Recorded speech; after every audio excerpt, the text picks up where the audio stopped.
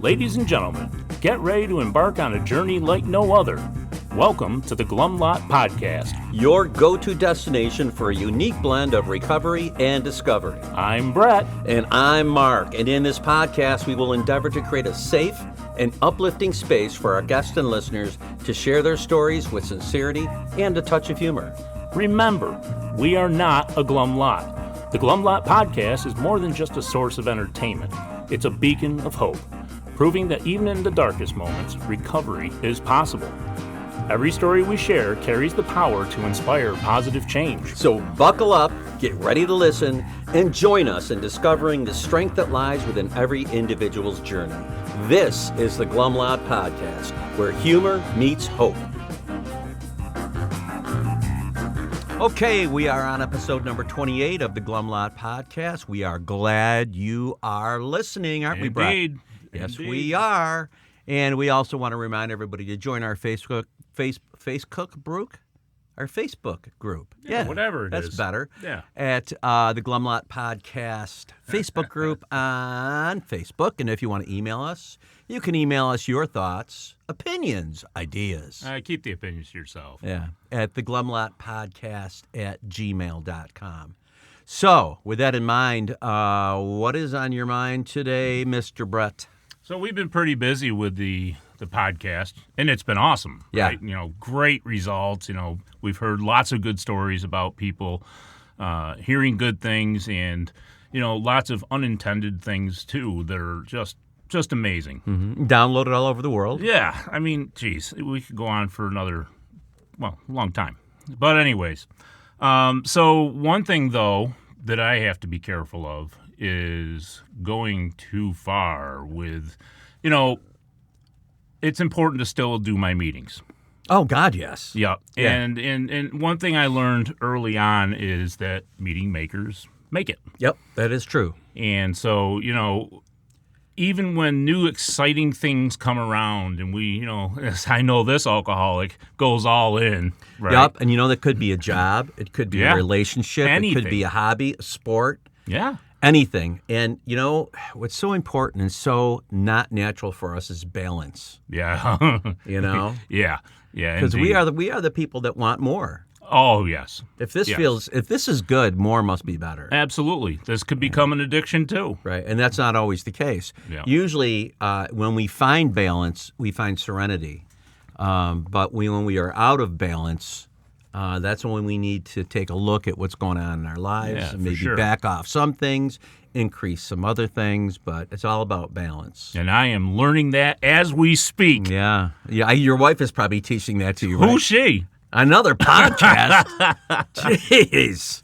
Doesn't that guy ever My kids are enjoying their new dad. That's cool. Are they right?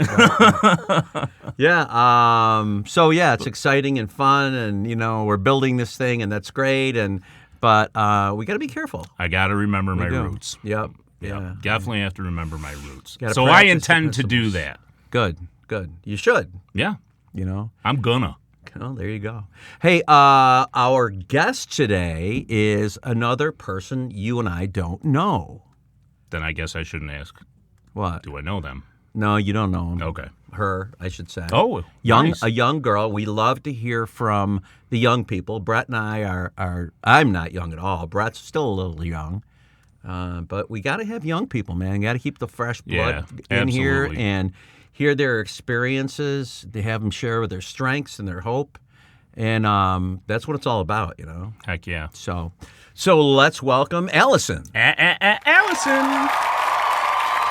Welcome to the Glum Lot Podcast, Alison. Hi. Hey, let's start out with your sobriety date.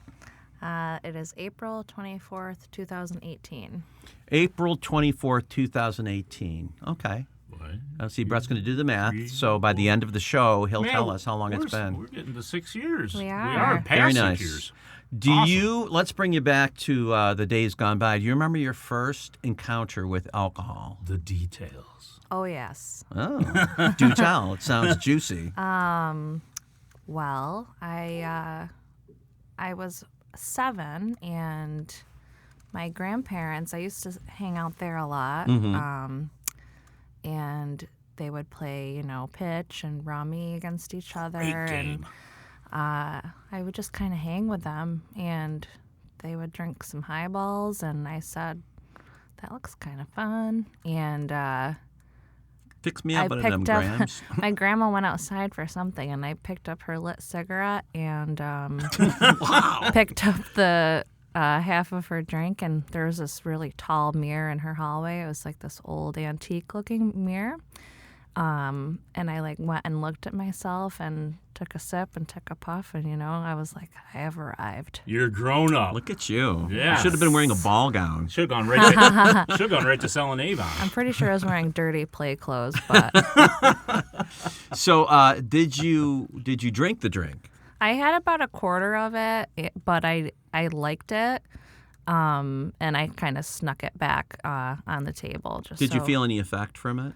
No, but Okay. I knew that I enjoyed it, and I couldn't wait to be able to freely do it. My first drunk was a little bit later on. I was 14 for my first drunk. I found an old duffel bag in the woods that was full of Pisswarm Utica Club. Yum, yum. So if that's any indication of desperation, that was it. Well, when you're 14, it's like, holy shit. Yeah. And here we are back at the woods again. Jackpot. Back in the woods. Boy, if there was no woods, there'd be no alcoholics. There'd be no I gotta tell alcoholics. ya. So you drank that Yes. with a friend? Or With a friend, yes. And you caught a buzz. Oh, yeah. Yeah. We were rolling around in the back lawn laughing, and we had a great time. You enjoyed it. I sure did. And did you want to do it again after that? Oh, yeah. Yeah. And did you? It was on. Oh, I did actually, as a matter of fact. I know. It's Figured you mind-blowing. might. Mind-blowing. Yeah. So did it progress at all? Oh, yeah. So the progression was pretty slow for me. And, it was your normal high school drinking. Right. Just weekends. I was high as a kite every day, but I didn't. So you smoked drink. weed? I smoked weed every day, yes. Yes. You're like a lot like Dr. Dre, right? Smoke weed every day. Yeah, we're like the same, actually. Yeah, I know. When you walked in, I'm like, goddamn, Dre is here. Yeah, I know. Dre's doing the show. Sometimes people see me at Costco and they're like, Dr. Dre? And I'm like, no, I'm Nurse Dre. it's not me. So it is a progressive disease. Absolutely. And so when did you first start feeling like, I'm going to do this a lot more? I would say as soon as I graduated high school. I did my, normal weekend drinking, and then high school, I moved and then, started going to school, and I basically just had no responsibility, it felt like. I mean, I was going to school, but it just... Like I could college? do whatever I want. Yes. Yes. Were you living at home or living at the school? No, I had moved. It was about an hour and a half from my hometown, Okay. and I just it slowly picked up, but I would say it really didn't progress until about I would say 9 years after that, where Okay. it was an So you were- everyday thing. You were basically just a college drinker, and then A little more than that. Like I a heavy had, college drinker. Yeah, like I had the house parties in high school, and I was definitely the party girl. It wasn't this. Did you ever get in trouble? Oh yeah. One time I was at a dance at the school the next town over, and I had a house party going on. I said, guys, I'll be right back. And the cops came when I was at the party, and I came back from the dance, and I was like, okay, so we're still going to party, I would assume, right? And my friends were all crying, and I didn't care. Did you walk in and say, "What? Who's throwing a party at my house? What the hell? What's going on here?" But yeah, no, it was. So along the way, there are some consequences, Oh yeah, just but little nothing ones. insane, Early on, right? No, Still smoking weed. Still smoking weed. Any yeah. other drugs? No, no. I Okay. was actually afraid of other drugs because I thought I would become unmanageable. I had a really good, hang on this thing, and I was taught early on, don't turn into an asshole when you're drinking. Don't lose your license. Don't lose your job. There is, no bailing you out of either of those. And I believed that, and I knew that was true. Okay. So I'm guessing things changed a bit further on down the line. Yes, I got married. I thought that would calm me down, but he liked to drink as well. I basically, married a party buddy, and we kind of lived this life where we would just go. We'd go all over the place. We'd go to concerts about, a few times a week. We would just like live that lifestyle and spend a lot of money, and it got a little hostile between the two of us on several occasions, and he had some consequences legally that made him want to stop drinking. And I was like, well, that sucks. You have an alcohol problem. Good thing I don't have one of those. And so he stopped? He stopped. He went dry, and That's got to be brutal. dove right into work like many of us do. Mm-hmm. And Like a workaholic type? Yeah. Okay. And I continued with my lifestyle, and I was a bar drinker. I'd go to the bar every day after work. I had very flexible work hours, and I still do. Now, did he get into a program, or No. did he just cut it off? No, just cut it right off. Okay. Yeah. Had some shame, guilt, and remorse like we all get, and just that was enough for him to stop. He kept busy with work. Kept busy with work. So where yeah. does that leave you? That leaves me without my drinking buddy and at the bar. I lived like that for about 2 years, where I would go to the bar 4 o'clock, get home at like 11. So Did you dread going home? I You knew he wasn't drinking? we didn't really have much of a relationship. We looked gotcha. really great on paper because we both had like these sick abandonment needs fulfilled for each other. It was like the less, he was around, the better, and vice versa. It was almost like we had somebody, but we were both really emotionally unavailable. So it was kind of perfect until it wasn't. Yeah, but eventually. So does your drinking ramp up during this time?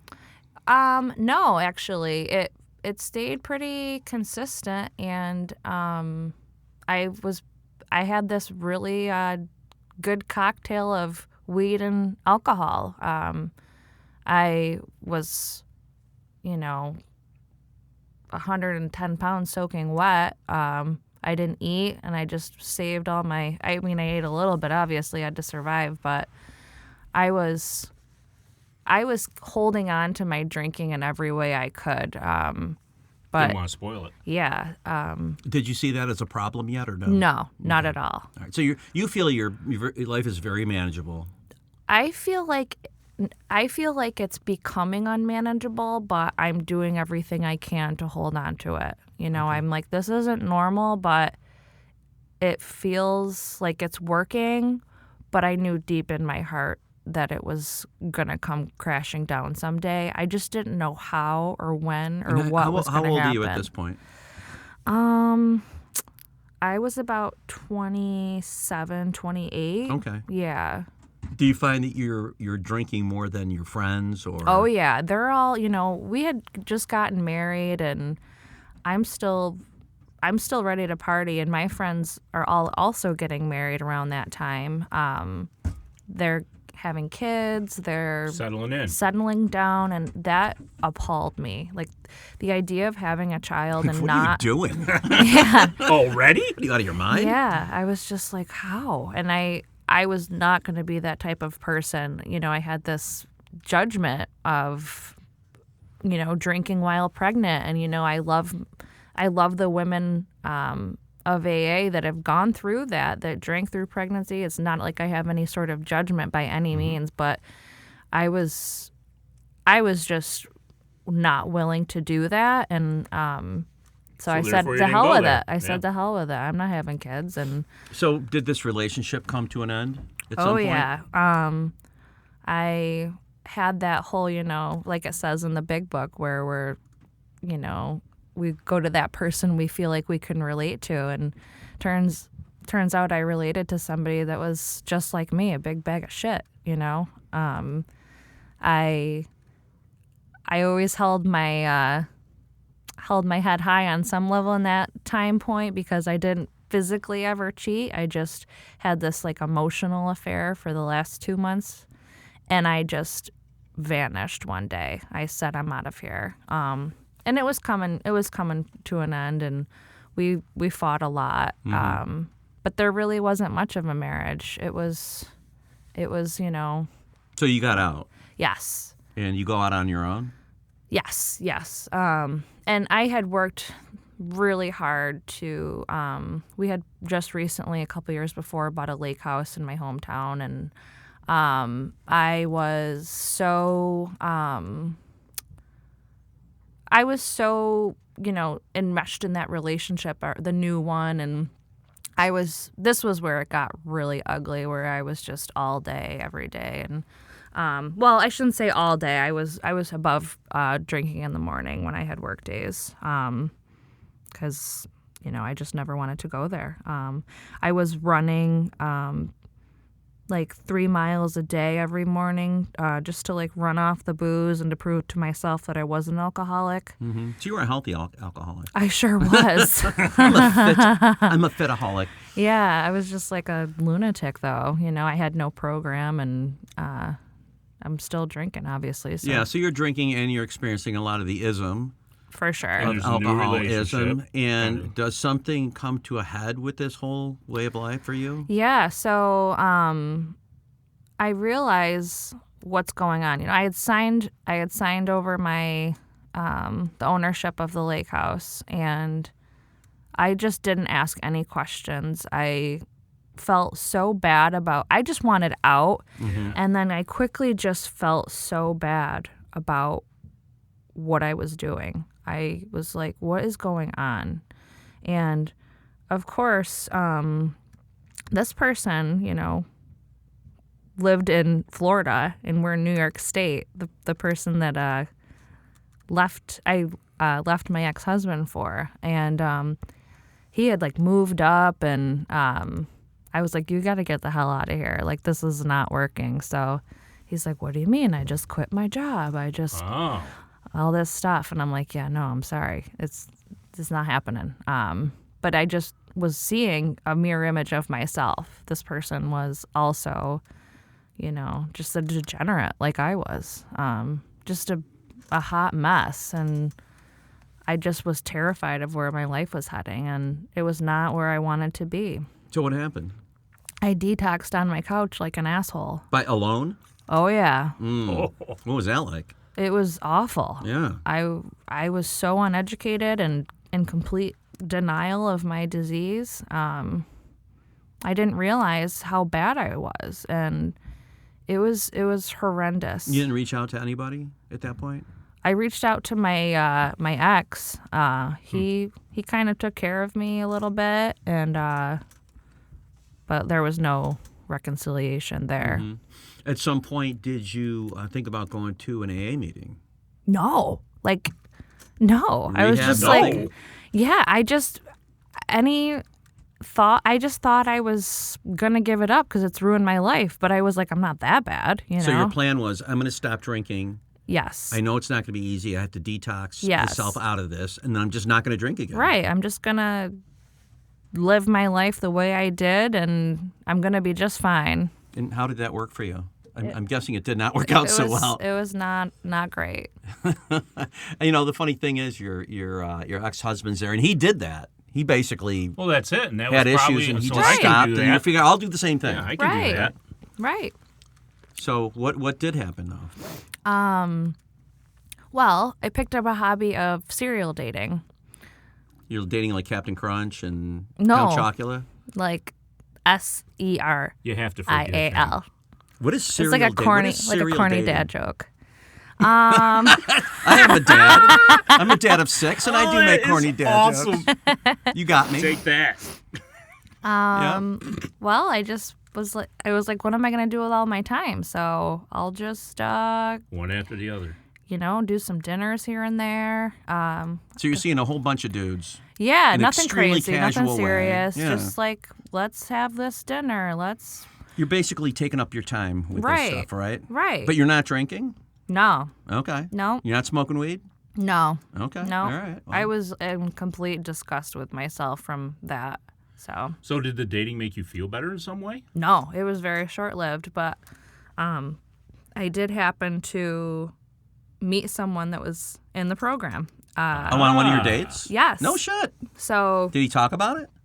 not really, but he kept saying all these things that were super, spiritual, but not really super spiritual. It was in a way of just, he seemed like he was at peace with his life and he had some wisdom, and So weird. it was so weird because he was like, where do you want to meet? And he was, I was like, I don't know. And he was like, how about Starbucks? And at that point I was like, coffee drinkers are lame and I'm not interested in that, but okay, he's kind of cute and that's fine.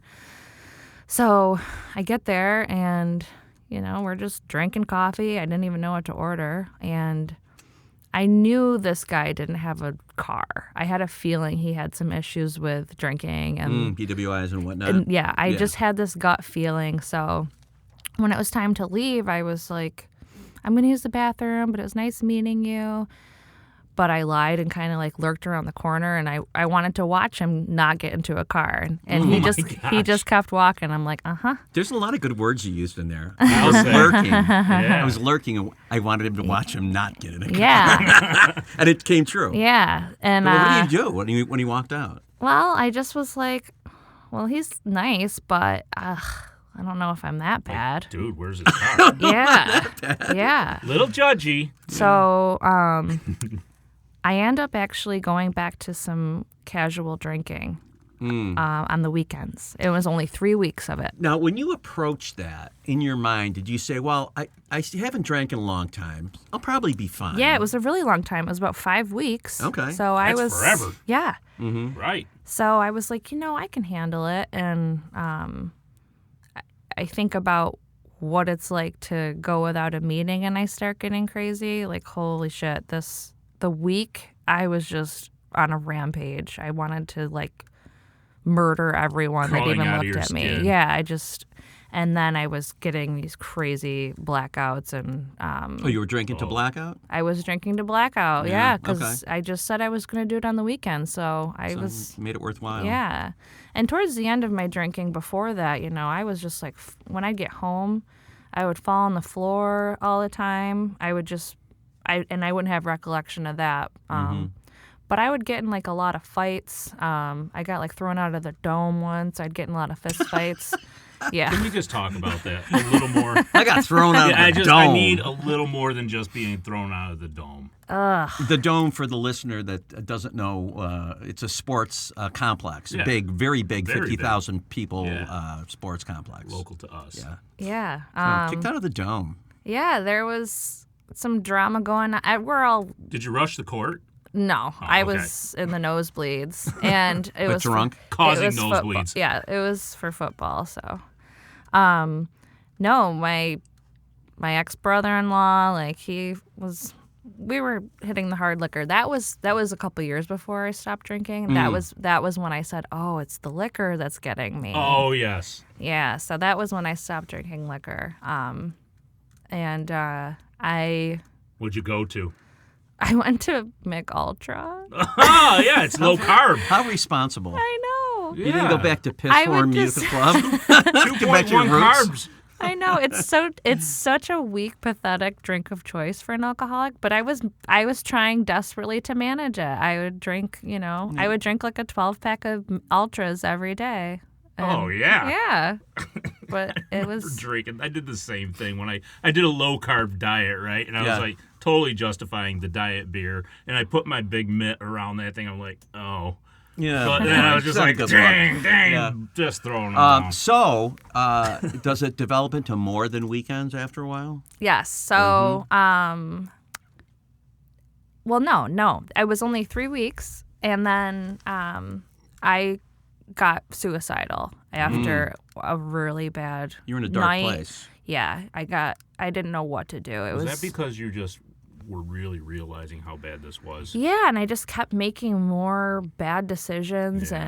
and I just felt, those like depressing hangovers too. Like it's a depressant. Like some of them you wake up and it's like a debilitating, depressing hangover. Meanwhile, you probably had expectations that, I am a certain person. I'm a good person. I also had this expectation that, my ex is the problem. Like it's not me. He's the problem. Oh, he caused all this. Well, no, we just didn't click. So for me to get rid of that relationship, I'm going to find a new one and click with them, and I'm going to be happy. So Gotcha. I came to that realization really quickly that I am the issue. It didn't take long. It took about 5 months after I had left him.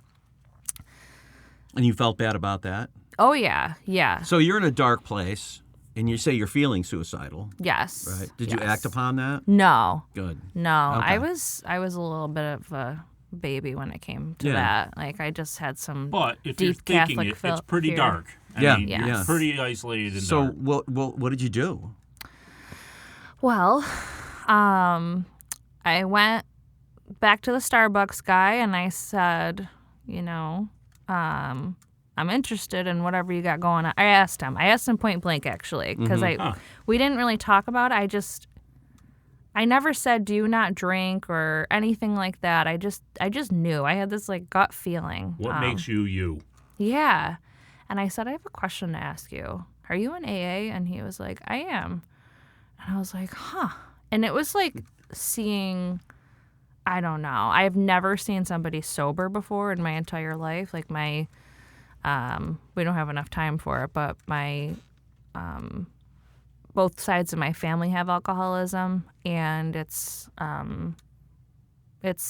pretty bad, I feel. But like a lot of us, that's the case. Some of us, it isn't. But I grew up with the ism for sure, and my mom didn't necessarily pick up the drink, but she definitely had that para-alcoholism where she had that rage and aggression and the control. It's just a way of being. It can be very negative. So you start talking to this dude about AA. Yeah. Does he suggest a meeting for you? Yeah. So he hooked me up with this woman, and I went to a couple meetings with her. Did you raise your hand and say, this is my first meeting? I did. Nice. And I, of course, got really, put together, wanted to make sure they knew that I was a put-together alcoholic. So, I put makeup on and did my hair. You want to look good. Yeah, like I'm not a mess. You know what I mean? I'm not having a hard time. I'm just checking this thing out. I'm fine, though. Yep. So, I raised my hand, and I was super judgmental, didn't want what anyone had, and also was just super terrified of asking for help. I grew up really self-sufficient. I was an only child. I was, the result of a teenage pregnancy that, they split up when I was 4 and they were, 20 years old. And I just felt like I needed to take care of things myself. And as they're going around the room, though, and sharing, were you hearing parts of your story and the way you felt? And so you could relate. I could definitely relate, but the whole concept of not knowing the steps, not knowing the traditions, not knowing anything, like my ego really made me feel like it was impossible to reach out, and just my fear of people in general. Like, Did you read the big book at all? Not initially. Okay. So I go do this thing dry by myself. I go to 2 meetings, and I go to Starbucks guy, and he's got like 4 years, 5 years at that point, and that's enough for me. I'm gonna just get sober by osmosis. He's sober, so like eventually he becomes without his intention or mine, or without my awareness, my only friend, my sponsor, my higher power, my only source of socialization. And it was really not the healthiest relationship at all, because I had 0 foundation and 0 sense of self, but I was working a lot. I became like a crazy gym rat. And then you weren't drinking, though? I was not drinking. Okay. And eventually I had to have this surgery done, and I wasn't able to work, and I wasn't able to go to the gym. You got a lot of time on your hands. So, yeah. It's not good. That was... A lot of thinking time. Yes. Those were my outlets at this point now. That was all I had. And this guy. So I start to go batshit. Shocker. And he breaks up with me because I'm... Oh, you were actually in a relationship with this we guy? end up getting in a relationship. Okay. Yeah. I like... Were you living together or anything? Or No. Just, okay. No. But he was your dude, and you saw him every day, and you relied on him for emotional support and... Pretty much, yeah. Okay. And like you say, he much. became a de facto sponsor? Yeah, pretty much. Higher power, too. Yeah, it was just... Ooh, that's dangerous. Yeah. It was awful. But it kept me sober long enough to know it was possible. It kept you away from the drink Planted anyway. the Yes, seed. Yeah. yes. Okay. And I also really liked the way he lived his life and presented. He had this like peace to him, and he carried the message in a way that it made it look good. And I also had zero way to blame him for anything, because he really did practice, pause and like just general kindness. Humility. He wasn't. I never was able to blame him on like But for anything. the way he lived was attractive to you. Yeah. You said, I want that, right? Yeah. So when we broke up, I couldn't be like, oh, this is him, and like I did with my ex-husband. There was nothing there to... Yeah. I was like, oh, this is because of this, and the other thing. So what did you do? Well, I go back to the suicidal thoughts because I'm not going to drink, but I don't know how to live sober. So you were in the hell of drinking, the hell of not drinking. Exactly. So I went to the top of a parking garage and I stood on the edge. And that was my moment of desperation where, I'm crying up there and I just said, God help me. And I got down and I said, all right, I'm going to try this AA shit, I guess. And I went to a couple meetings that day. Decided to go to ones close to my house because the first two I went to with that other woman, they were about 20 minutes away. I didn't want anybody to see me, like, oh. Right. So you were fortunate to have them nearby. Oh, yeah, very fortunate. Nice. And I dove right in, and I was a stubborn little asshole, but I got the help I needed there. Did you meet the right people? I did. I think everybody is the right people if you depending on how you look at it. Was it a little more believable this time because you'd interact with him so much? What do you mean? So you saw a certain way in him, right? Because you had spent time. Yes. And then your first time you were like, but the second time back because you had, seen a lot more of what he had. And then when you were listening to the people, was it a little more clear this time? And I was also just completely desperate. Yeah, that was it. It was both. It was definitely, you're right about it, but it was definitely both because But that gift I of desperation, there's nothing like it. Nothing. That breeds success in this program. Yes, it does. And if you're not desperate and you come in, your chances aren't really that No, good. No. 'cause you'll think your way right out of it. Well, you're going to get just enough to feel a little bit better, and then you're going to peace out and do whatever you want to do. You'll be a little asshole. Right. Yeah, when people that are new are coming in and they're crying, I'm like, fuck yes, like we have a shot. Huge Right? help. Yeah. So did you get a sponsor at this point? A female sponsor? I asked like 4 women that day. I was just like, will you sponsor me? And like I didn't even know what a sponsor did or care, but I just was like, Right. You just want to do what the people told you to please, do. yeah. Wow. Did you start working the steps, reading the book, doing the whole, going to meetings? Yep, and... I went to meetings. I would go to like 2 minimal a day, I would say on average. Nice. I would go to the morning meeting. I had to get my head straight before work. That was huge for me. And I would go after work, and then I would talk to my sponsor. Was it a problem sponsor. keeping the drink down or no? It was. I would, pray really hard. I was a mess for the first few months. I was crying and praying constantly. Were steps 2 and 3 easy for you? No. Oh my God. So you came in with an attitude of like, look, I just want to quit drinking. Yes. This whole God thing. No. How'd you know how to pray?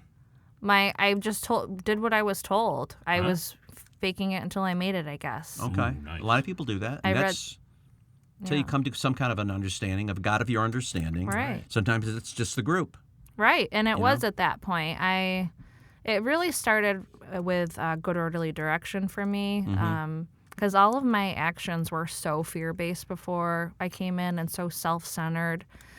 So my sponsor basically taught me to pause anytime I would open my mouth almost and just, is this self-seeking? Is this fear-based? What would a good person do? Wow. And I would have to ask myself that every time I took action, because everything that came out of my mouth, I was so manipulative and I wanted what was best for me. Nobody wants more for me than me. So did there come a point at which you felt that psychic change starting that we talk about? Yeah, I would say it wasn't until later on. Like my life has just become gradually way better. Like this last weekend at the convention, it was just amazing. I had some pretty amazing things happen there, but I would say it's been a slow change. I didn't have that burning bush or anything like that. But I definitely did have a couple of really great awakenings. You went through the steps with a sponsor. Yes. Right? And 4 and 5 help you?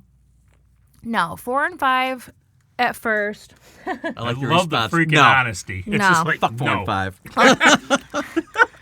No, I couldn't wait. 2 and 3, I barely even believed it. I was going through the motions, and I just had this insanely rigid sense of responsibility for everything. I had like the weight of the world on my shoulders, and I could not surrender to a higher power, but I was trying, and I couldn't wait to get to 4 because that's when I'm really going to do some work. I did not believe in a higher power at first, and I didn't really believe in powerlessness or see it quite yet. I'm glad I went through the steps quickly, but I also... But you can't really do a thorough 4 and 5. But everybody else told you Yeah. got to do 4 and you'll be better. I couldn't wait to just be like, this is why I turned out this way, and wah, blah, blah. And I couldn't wait to just go on and on about how I turned out the way I did. Huh. But so you basically just shimmy your way through these steps, right? Yes. And it wasn't until 6. It wasn't until 6 and 7 that I kept recreating disaster and wreckage that I was like, holy shit, I really need to go back here. I had to really get thrown back into 1 through 5. And I also was, because what really did it, I was taking matters into my own hands and really condemning myself for my bad behavior because I wanted to not be the way I was anymore, despite my way of not really doing the steps properly through 1 through 5 the first time. I really did want to be a better person. And anytime I would mess up, I would beat the hell out of myself and be like, you're a piece of shit. Excuse me. You're never going to get better. And essentially just turn into this like condemning, horrible person. I was not asking God for help. And I did that for about a year. And I was just... You work with the same sponsor throughout this time? No, I had a couple. Okay. Yeah. Is anybody else like saying to you, look, you're kind of doing this wrong? The point of the program is not to beat the shit out of yourself. Yes. So we need to back up and find out what you're missing. It was more, she would tell me, that's not the point, but I didn't really listen or know how to not be super cruel to myself. It was really hard. It was really hard for me because not only was it me taking my own will and doing it and not believing in God, but it was also a fun, self-centered activity for me because I was still self-centered. So I was just working backwards with that. So what changed? Pride. What changed that?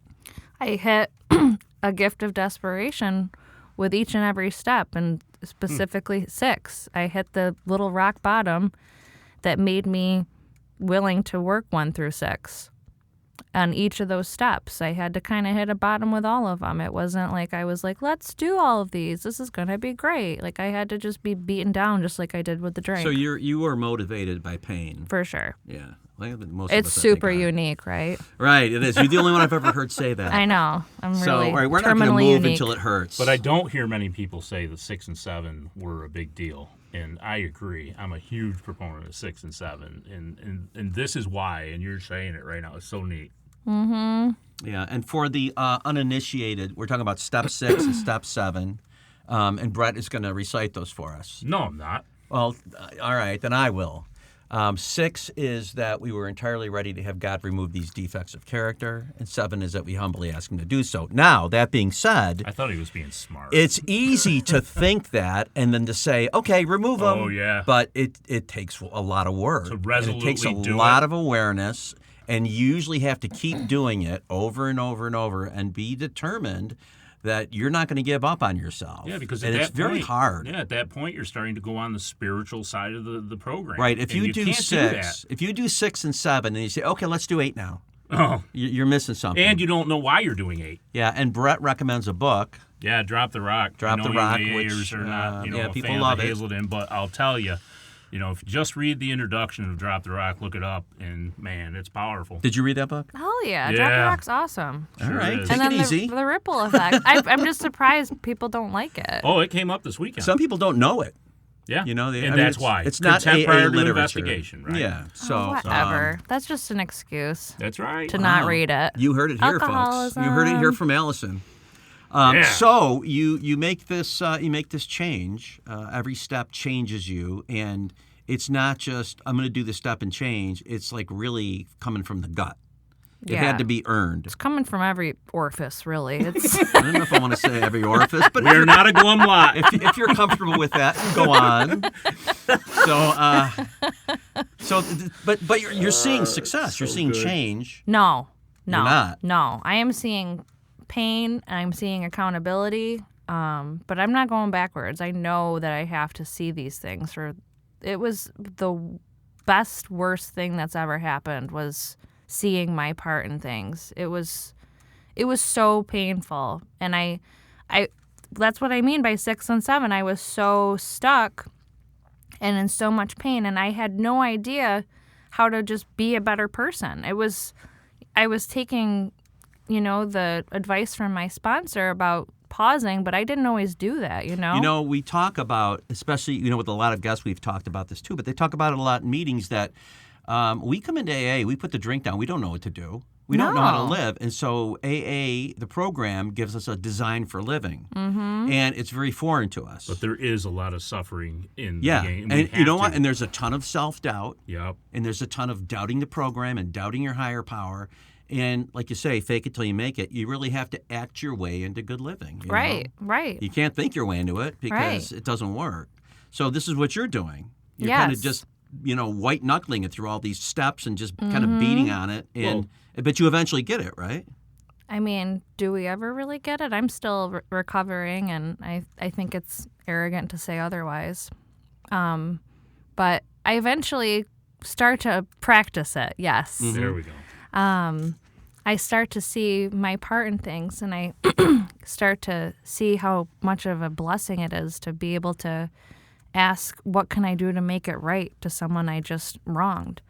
And it's just amazing. I remember the first time I ever did that, I was really blown away at how good it felt and how much grace I was given. And just by listening to my sponsor and figuring out how to be a good person and just figuring out how to stop being a bad person, You know what's then really my weird life got better. is sometimes we have thoughts like, what would a good person do? Yeah.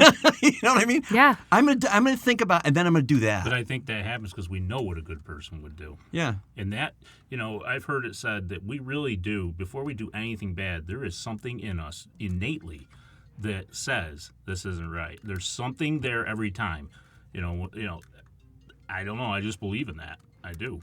I think for me it was being true to thyself, like it says, as far as knowing what I actually want to say and what I mean. Before I would react on fear and self-centeredness. Now I know to pause, talk to my higher power, and say exactly what I mean and what I want to say. And that is what has given me such a great life today. Right. That's where the growth lies.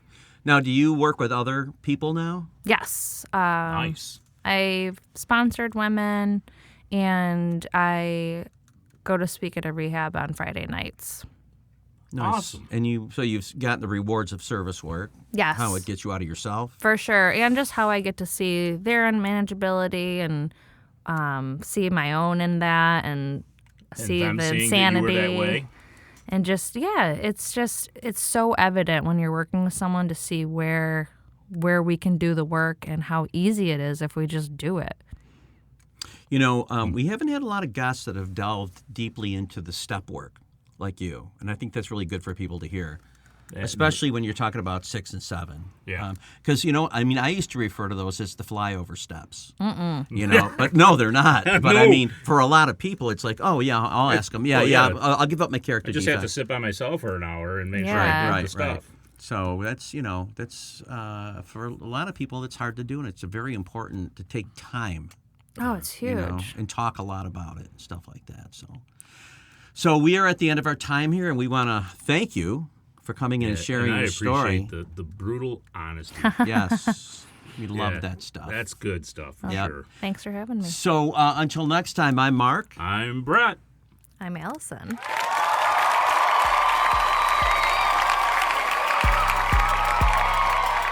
As we wrap up another episode of the Glum Lot Podcast, we want to extend our heartfelt gratitude to each and every one of you who tuned in today.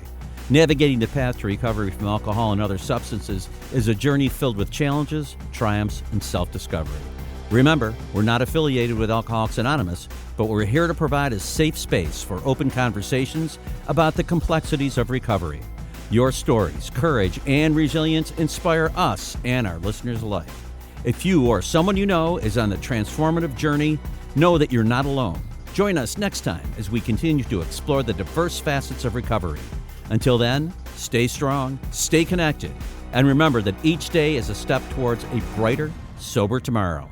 Thank you for being part of the Glum Lot community.